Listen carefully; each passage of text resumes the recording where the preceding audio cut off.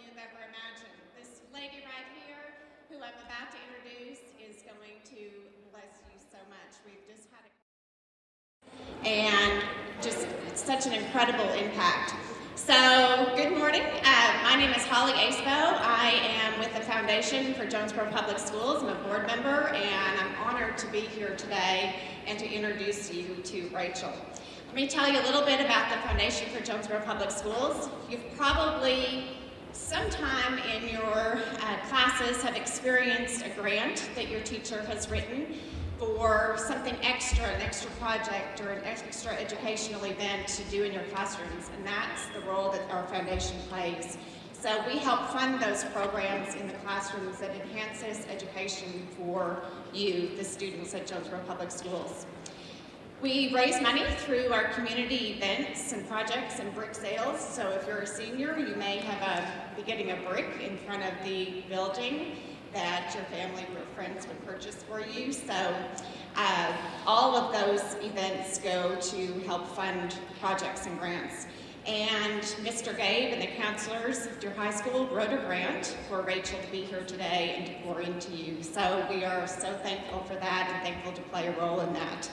Rachel serves as an inspiration for students, professionals, and parents to create an individual legacy of purpose, passion, and platform. If you were on the football team, you've probably heard her because she was here last fall and poured into our students. So have a warm welcome to Rachel Baribeau.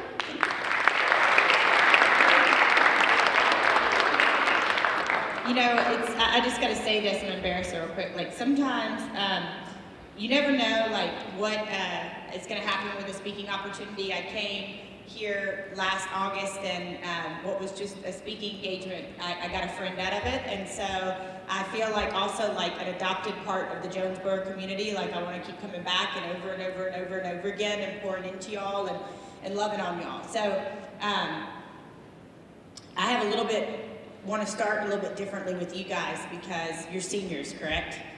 Okay. Who in here feels like they haven't figured out what's next?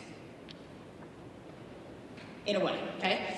Who in here has some, and look, I'm gonna be real with you for the next 45 minutes, so I hope you'll be real with me, okay? We call it in my movement, we call it taking off the mask. Not your COVID mask, your mask that you wear for the world where you act like you got it all together. And we also call it radical vulnerability. Okay, so who in here maybe doesn't have it all figured out about what's next and it's causing you some anxiety? Thank y'all for your honesty. Thank you for your honesty. Okay, so I came today to speak to you. I came today to pour life into you, all of you, but especially the ones that don't know what's next, okay? And I came to make you think, make you feel, and possibly go out and act on it. Because I have a friend who played in the NFL, was diagnosed with ALS, and he says when he speaks, he's super powerful. He now has to speak with the help of a computer, but he says, I can make you think, since Tim Shaw, I can make you feel, but if you don't go do anything with it, then what's it for? And you guys are about to leave this high school, and you're about to go out into the world. And I came today to remind you that you have the power to change the narrative. Okay, yeah. Okay, I also forgot to tell y'all that. As you can tell, I am not like a low-key person. I'm the highest of the high key, okay? Right? So, I actually love when people are like, yes, amen, woohoo, like, you want to stand up, you want to dance, you want to clap, you want to yell out. Like, I love hearing that because it allows me on the stage to be able to connect with you. It's why I walk back and forth. You know, some people use the podium, and bless them, you know, everybody's got their gifts and talents, and some people stay right here. And I can't do that because I want to see your eyeballs, because then your eyeballs are attached to your soul. And then if I can keep your attention and make you think and make you feel and hopefully go out and act, and let you know I'm speaking straight to you. I came straight for you this morning, that I've been thinking about y'all for weeks on end, about who I was going to touch and who I was going to affect. The greatest thing that I get to do in my life is help people find what sets their soul on fire and run towards it with everything they got.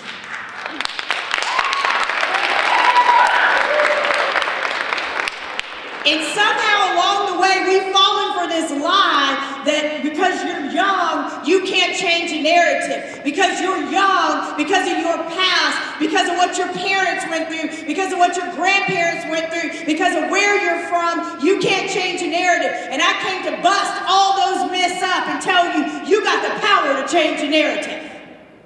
You do. Never in the history of the world have we ever, and we got a long way to go, but never in the history of the world have we ever talked about mental health the way we talked about mental health today. Y'all notice that? On socials, in rooms, I want to get us where on a person-to-person basis, we get comfortable saying, I'm not okay. Let me speak to the kings in the room for just a minute. I'll tell you in a minute why I call y'all kings and queens. So I have this theory, and it's based on talking to a lot of people and a lot of experience, but I ain't mad at your granddaddy. And I ain't mad at your granddaddy's granddaddy's granddaddy's granddaddy. But somehow along the way, maybe it was war, maybe it was your granddaddy's granddaddy's granddaddy was off at war, and then 1 week later, 3 days later, he was sitting at the dinner table and expected to compartmentalize it and just go on like he hadn't just been in the battlefield. But somehow along the way, we have taught men from a societal perspective, from a family perspective, from a community perspective, we have taught men to man up, shut up, put some dirt on it, and keep moving. And we have taught them that somehow that is attractive and masculine. And I came to tell you today, you are the generation that will break curses. You are the generation that will change the narrative. You are the generation of kings. And I'm here to tell you, you've never been so strong. You have never been so masculine. You have never been so attractive as when you say, kings, to the men in the room, I am not okay. I need some help. Yes. Listen to me. Like, okay, say you're working on a car. Let me give you another example. You're working on a car, and you need an Allen wrench. What do you go do? Because you got to finish the job, right? You go get an Allen wrench, correct? Going to therapy, asking for help, talking to somebody, learning a new coping skill is just like going to get an Allen wrench. If you don't have a tool in your toolbox, you go get it. Truth. For real, for real. And if you don't go get the tool, then you can't finish the job. And oftentimes, not finishing the job looks like suffering in silence. I say this all the time. It's like, I say, take off your mask. Your mask is the thing that you wear for the world, where you show up at a party, or right now you're on your phone not paying attention to me, and that's okay. Because let me tell you something. There will be people in this room that walk out of this room and they will tell you and they will tell me and that I turned on something in their soul. I helped them discover something in their soul, and they will never be the same.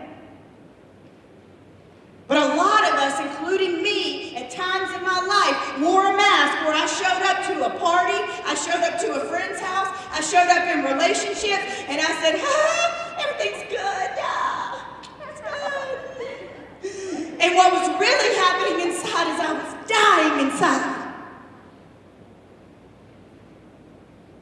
And if y'all are the generation to change the narrative, check this out. Because this message is different than what I gave to the other two grades. If y'all are the generation to change the narrative, you got to change the narrative right here first. And so many of us, including me, at a point in time in my life, so many of us are looking for other people to fill us up when we don't love ourselves first. I ain't going to have a voice tomorrow, and I don't even care. I'm so pumped. Y'all, we have fallen for this myth that I need him or her to complete me. We have fallen for this myth. And the truth is, ain't nobody gonna complete you, king. Ain't nobody gonna complete you, queen. Ain't nobody gonna complete you, royal, because you gotta love yourself first before you can be healthy in any relationship.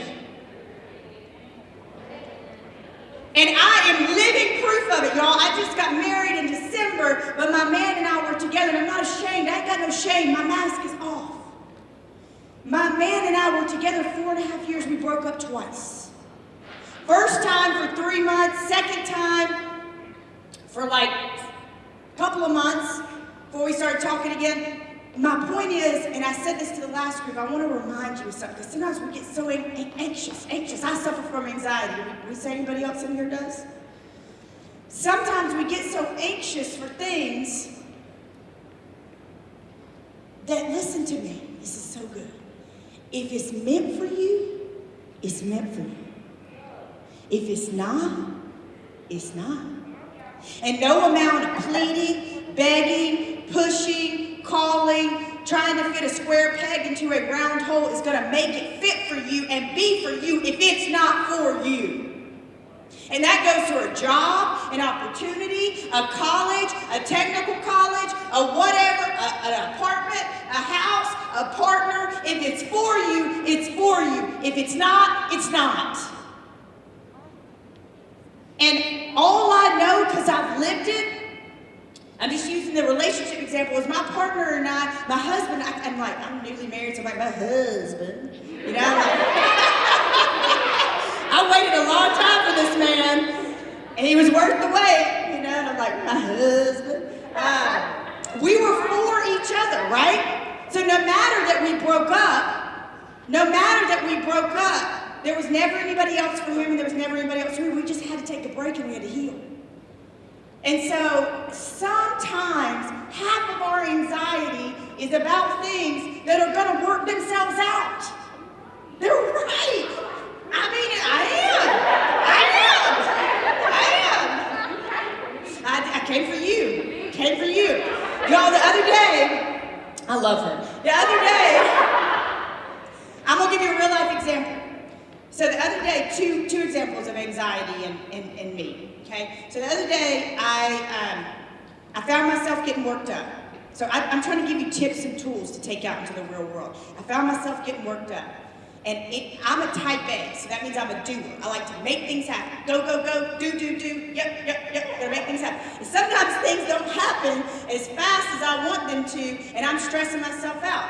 So because these things weren't happening fast enough, I started to go, I could see the anxiety attack start to happen. And it was, they don't like me, it's not gonna call, it's not gonna happen, da, da, da. And I went, ooh. I was able to stop myself before I got wound up. And I went back to this really core principle that I think will help you too. Y'all ready for it? Every emotion that you have, every emotion can be tied to two things: love or fear. Love or fear.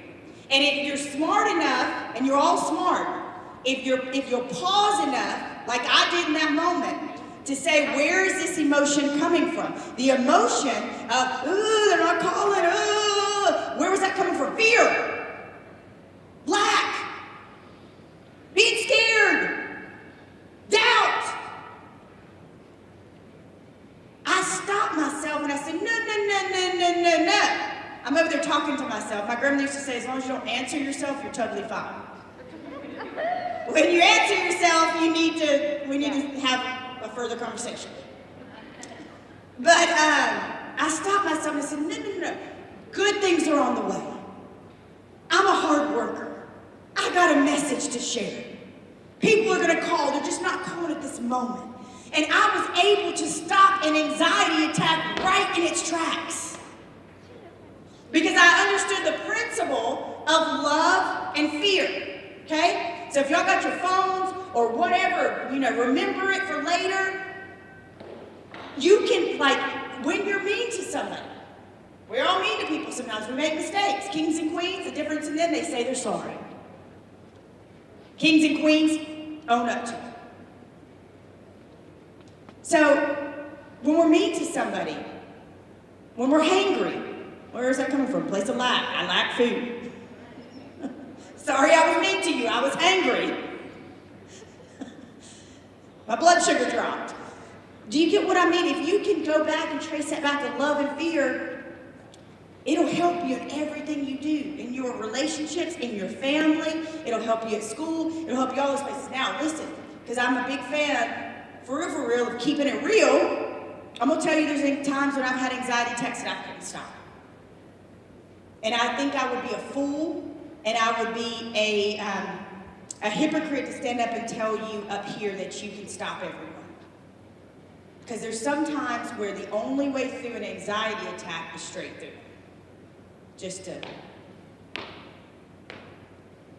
There's some times where you tap, you pray, you cry, you breathe, you do all the exercises, and it's still just knotted up in your stomach. I was driving home to Florida a couple of months ago, and I was like 2 hours from home. Nobody was at my house. I hit a turtle. I killed the turtle. I was crying about that because I'm super tender-hearted. So I'm like, I killed the dang turtle. I couldn't stop thinking about that. And then my fiance, because we'd had COVID, so my fiance had put those, these like things in the house that disinfect the house. They blow, like these blowers. Well, one of the things they say about those things is don't have animals around.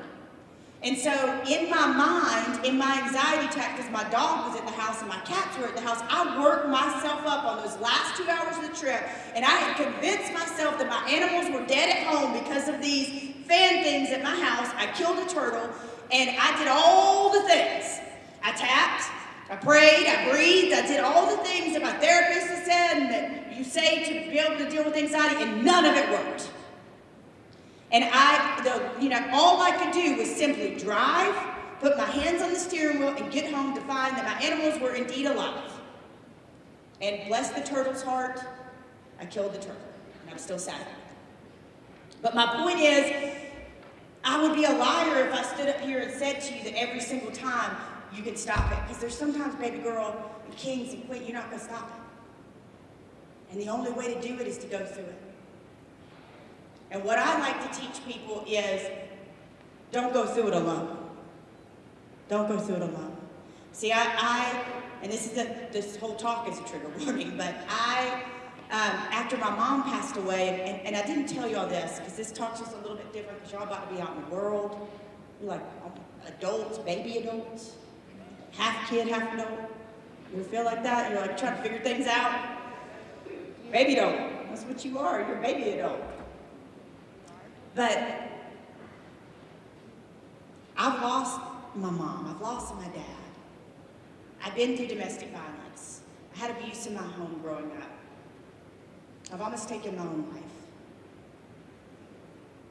I've lost all my worldly possessions and then stooped to pick them up and build it again. If anybody's a fan of Rudyard Kipling, it's old school right there. But I've had all these things happen to me. I've been a drug addict and got clean. 10 years. Cocaine, 10 years. My addiction had gotten so bad that I began to buy it to sell to other people to support my habit. And then it got so bad that even when I was with other people that were using, I would go and hide so that I could keep my own. And I still remember times where I don't even know how I got home, or getting a bad batch and people coming to me and being mad at me and wanting their money back. Like, this is how bad it got, y'all. And for whatever it is you believe, I believe in God. But by the grace of God, I'm here and alive. And why am I telling you all this?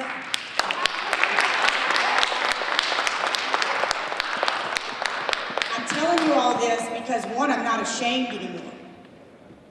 I'm telling you all this because how are you going to relate to me up here if I tell you about my perfect life? It ain't perfect. I've known heartbreak so bad that I could crawl into a hole and die. But I made a choice in my life to be better, not bitter. And you get that choice every single day. Life ain't fair. I was telling them in the first session, sometimes they'll knock you down and just keep knocking you, and keep kicking you, and keep kicking you, and keep kicking you. And you're like, what? Like, I just need a break. Like, let me get my nose above water. Like, I need it. And sometimes life will do that to you. And you have a choice in every single one of those opportunities, every single one of the opportunities, the sadnesses, the breaks, the failures. You have an opportunity. Is this going to make me better, or is this going to make me bitter? Because see, what happened to me is I said, I got a story to tell, and I can help people. And if I take off the mask, I can help people and tell them, do not struggle alone. I can help people and tell them, you're a victor, not a victim. I can tell people that you can change the narrative of your own life. Yes.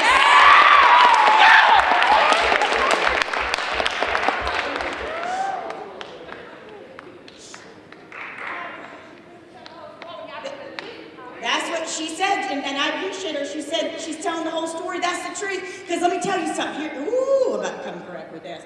Y'all think people love you because your perfect hair, your perfect body, your perfect life, your perfect grades, your perfect, screw perfection.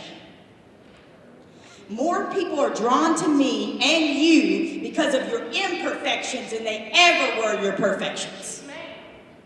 You draw more people to you with your imperfections than you ever did with your perfections. Tomorrow morning, I'm going to speak at a place for addiction where people are getting clean. Guess what? I wouldn't have a story to tell if I wasn't an addict myself.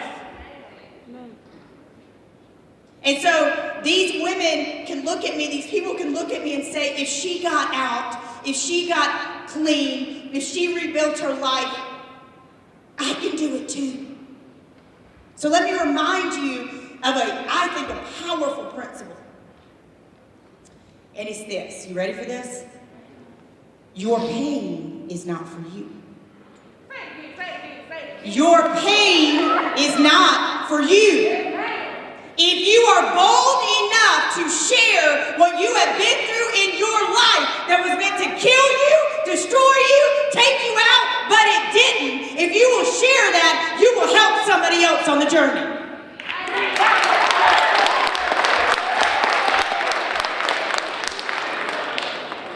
We have a saying in my movement, I'm going to give the QR code in just a few minutes at the end. We have a saying in my movement, and we say, when you get there, throw the rope back for somebody. When you get there, king, queen, throw the rope back for somebody. That means when you get to financial stability, that doesn't mean you have to give them money. Teach them how to make a budget. Teach them how to invest. When you get to healing and get to therapy, take somebody with you. When you get to a degree and a good job, go walk with somebody into the guidance counselor and help them enroll in college. You didn't get there for you. You got there so you could throw the rope back for somebody. And maybe that rope is your parents. Maybe that rope is your grandparents. Maybe that rope is your guardian, where you go teach people older or younger than you how to change the narrative. See, sometimes people want to disqualify you for your age, and I say, baby, these are the leaders of the free world. They can change the narrative. Yesterday or earlier this week, I got news that a 15-year-old that I had never met heard about my program, used it to help a friend who was feeling suicidal, and was so passionate about my program that he went in front of a whole school district and, like an adult, because remember we're baby adults, like an adult, went and advocated for my program to be all over every one of their high schools. 15 years old. You know what the world tells you? You ain't qualified. The world tells you, you ain't ready. The world tells you, you can't. I'm here to tell you, baby, you can. You can. Here's the other thing about pain. Ooh, here's another good one. Your pain may very well be tied to your purpose. Gone through abuse in your home? Maybe you go volunteer down at the shelter that takes in women and children that have been abused. I had a player tell me one time, Miss Rachel, I saw homeless twins underneath the bridge every day growing up when I went to school. I was so moved by that, so changed by that I want to start a homeless shelter. I had another player tell me I have a sister that has autism. And so I want to get noise-canceling headsets for the stadium so that everybody can enjoy the games. And here's another one, the bitter and better. Check this one out. I had one player at Arkansas State back when Blake Anderson was the coach. He said, Miss Rachel, he said, where I grew up, we had to move all the time because our power went out. We ate beans out of cans. He said, until you stepped on that stage tonight, I thought, ain't nobody helped me, so I ain't helping nobody else. And then he said, you taught me that because no one helped me is the exact reason I should throw the rope back for some little boy or some little girl that's in my exact situation. See, it's bitter or better. Bitter or better. He was bitter. He was eating up with it. But he chose, and you can choose right now to be better for it. All that pain, all that funky junk is bitterness, anger, unforgiveness, trauma. And I use this example in the first session. Everybody's got an emotional backpack. Everybody does. You got it, you got it, you got it, you got it. We all got it. And your physical person, like my physical person is wearing an amazing queen jacket, and I mean, you know, I got it going on. But you don't see my emotional backpack. You were born with it. And let me just give you a little walk through my childhood. While it was wonderful in a lot of ways, my parents got divorced when I was 8, so I put a brick in the backpack. Mom got remarried, stepdad now healed and on the other side of it, but had drinking problems, put a brick in the backpack. Mom and I would leave in the middle of the night a lot of times, put a brick in the backpack. Went to college, didn't realize I had a learning disability, struggled in college, put a brick in the backpack. Got addicted to cocaine in college, put a brick in the backpack. Do you see what I'm saying? So many of us are walking around with this backpack, and we might be showing up like this, hey! But really, this is what we look like in real life. So what I came to do today is to beg you to take those bricks and take them out of your backpack. And you say, Rachel, that's easier said than done. What's the first step? Talk to somebody. You got amazing counselors here. You got resources here. If they need to refer you to somebody else, talk to somebody. And sometimes people say to me, they say, I'm not ready. Well, you know what? Sometimes the first step before counseling for people is talking to a trusted friend. So are you that trusted friend?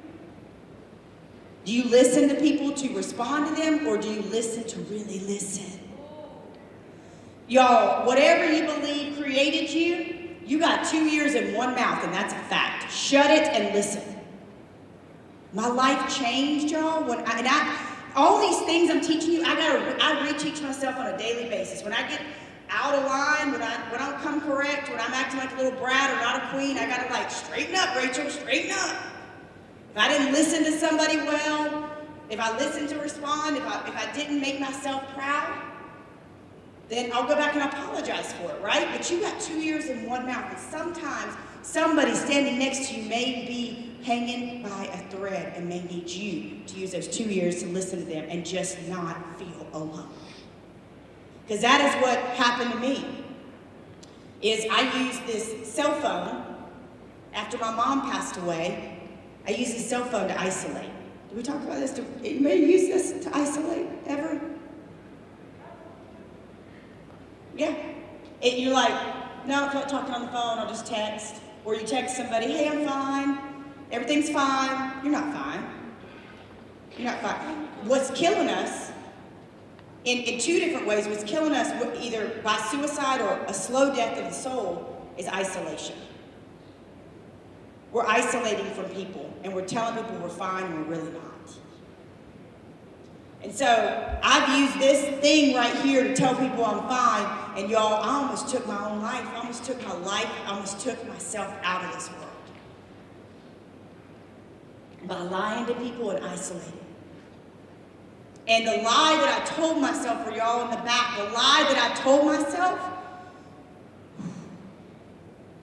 when I was hearing these voices and this was going on in my life one night, the lie that I told myself was, don't burden anybody.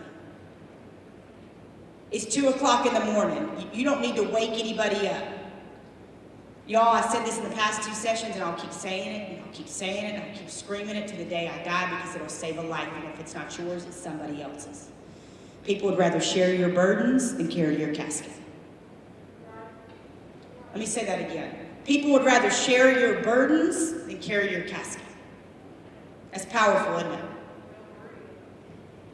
So, the lie again that I told myself was, I can't, I don't want to burden anybody. Y'all, that was a lie. I had people tell me afterwards, they were like, you would have ripped my life apart.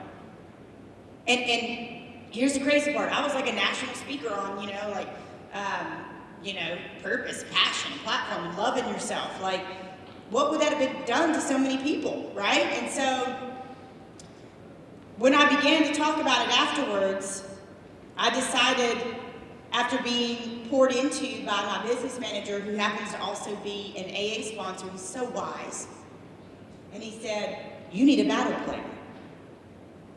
You need a battle plan. You need a battle plan. Everybody here needs a battle plan. So your battle plan is this, and this is your homework for whenever you leave here, okay? I think everybody in life needs 3. If you don't have 3, 1 is fine. But up to 3, I call them ride or dies. And they're the people that love you when you're up, and they love you when you're down. They love you when you ain't got nothing, and you done boo-booed all over yourself, you done made a mess of it, and all the fire and everything burns to the ground, and you look up, and that friend's still there.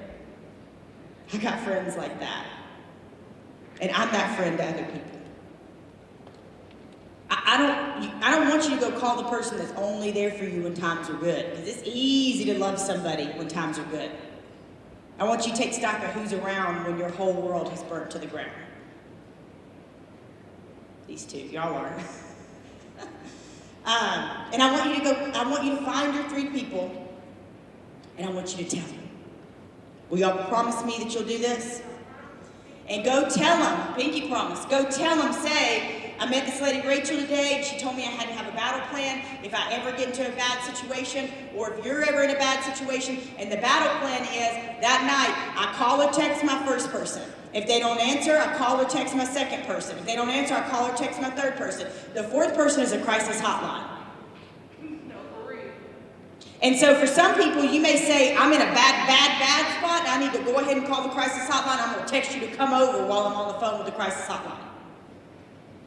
But the point is to have a battle plan, because I suffered in silence, and I listened to the voices in my head that told me I was worthless, that I was garbage, that I couldn't keep anything, and that the world would be a better place without me. And all the things that I thought were so fatal weren't so fatal after all. One of the other things that I think is so important, y'all, is being able in those moments when you're hearing these voices or you're going through the anxiety attack, whether it's as bad as a suicidal thought or ideation, or maybe you just suffer from anxiety. Let me come correct real quick. You can, let's distinguish, is it a fact or is it a feeling? And if I were to go back to that night in my bedroom in Nashville, I would say it is not a fact that I'm unlovable. It is not a fact that I've ruined my life and that people aren't going to call me or think I'm a failure. I would say it's not a fact. None of those things are a fact. Those are feelings. And feelings, check this out, this is so important, feelings will lie to you. Feelings will lie to you. They will make you feel, they will make you go crazy, do emotional things, think crazy, act in ways you wouldn't act. Feelings will lie to you. So if you can separate fact from feeling. Fact was, no matter if I lost my house, I was going to be okay. Because I'm a warrior and a survivor. Fact was, I couldn't keep my mom from dying of cancer.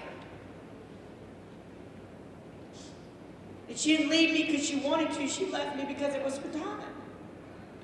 So if y'all can separate in those tough moments. I'm sorry. I'm not sorry, actually. I'm not sorry, actually. I said this last night. I'm not sorry, because I spent half my life being told I was too much.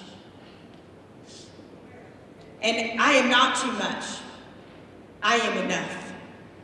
I am a warrior. I am a queen. I am a victor. I am a survivor, and so are you. You are a king, you are a queen, you are strong, you are a warrior, and you will get through this. And you will come out the other side. Maybe a little smelling like smoke. If you ever get a whiff of smoke on me, it's because I've been to the smoke. I've been to the fire, and I'm still standing.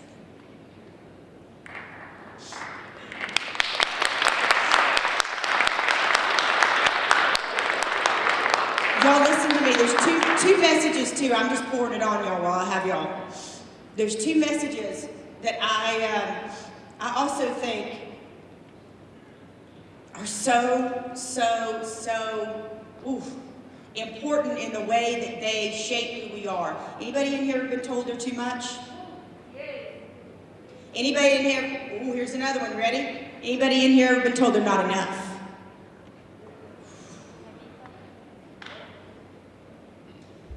Let me tell you something, kings. Let me tell you something, queens. Let me tell you something, royals.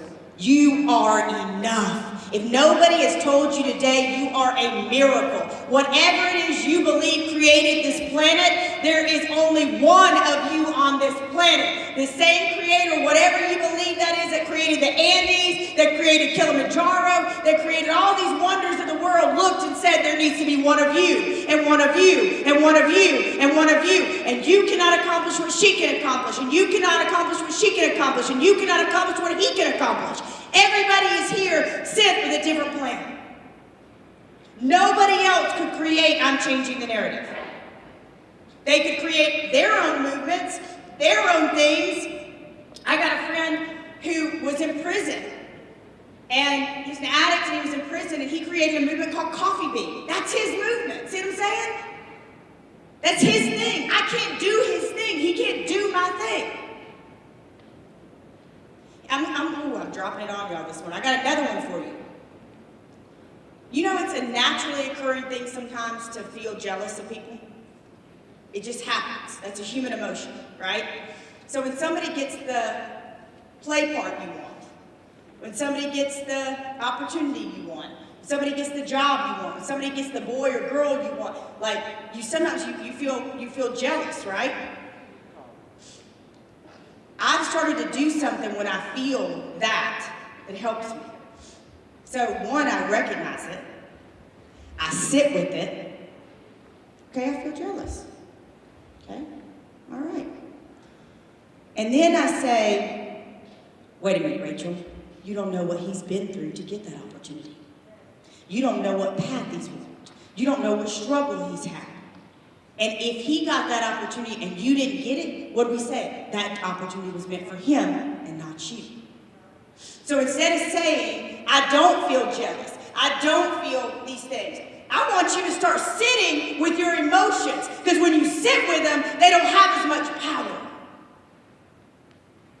I used to be very emotionally reactive. Like that was my thing. I could feel it in my belly. It was because of what I went through growing up. Having abuse, walking on eggshells. I used to be very emotionally reactive. And I used to also, I was a runner. I'd run away from you. I'd say, whatever, I'm out of here, I'm out. And what I really wanted was somebody to hug me and tell me, I love you, you're valuable, you're needed. And I was pushing people away to try to get that reaction. It's just the opposite of what I wanted. What I learned through therapy was when I sat with those feelings, they had much less power. I'm going to put it another way. I have a friend who's a therapist, y'all. Woo, it's a good one. I mean, I'm laying it on y'all this morning. So she says we all have filters. You know, like you got a screen on your window at home, screen on the window here to keep the bugs out? We all got a filter. My filter, mask off, my filter, because of the things I went through growing up, or my filter is rejection and abandonment.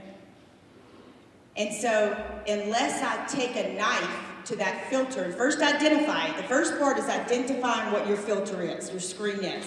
What is that screen? What is that, that bad voice in your head when you feel it, when you feel in the pit of your stomach, what's it telling you? Identify it first, and then you got to take a knife to it, and you got to destroy it. Because what was happening for me in my most intimate relationship with my boyfriend, the fiance, and now husband, is he would say something to me and not even mean anything by it. It would go through that filter, that screen, and I automatically thought he was rejecting me, he was abandoning me, and I was unlovable. And here he is, he's like, I didn't even mean anything by that. And then I'd push him away and make a scene and, cause all this emotional trauma and cause him to feel abandoned. And all I really wanted was to be loved. But to do that, y'all, to stop patterns that we have learned our whole life, you got to take a knife to that filter. Does that make sense? Okay. So I hope when y'all leave here today that y'all start thinking about, who am I? What's my filter? Do I need to talk to somebody? Who's my 3 ride or dies? And can I go tell them? You know the other thing I tell people? They ask me, do I need to tell my person? Of course you need to tell them, specifically say, you're my ride or die. You're my person. If I ever get into a bad situation, I'm going to call you. I'm going to text you. But then ask them to go find their 3 people. Ask them to then tell their 3 people. Do you see what we're doing here? It's like a ripple on a pond. Then more and more and more people are learning coping skills. More and more people are not suffering alone. More and more people have ride or dies. More and more people know that isolation can kill us, a slow death or a literal death. So I hope you find your ride or dies. I hope you walk out of here, and I hope you walk out 2 inches taller than when you walked in. I hope you start on this journey of self-love that is so radical that you start to love yourself. You start to take care of yourself. Who in here knows what self-care is? Y'all know what self-care is? Be real, because we're all being real in here. Who here has never really explored self-care? Okay. Woo!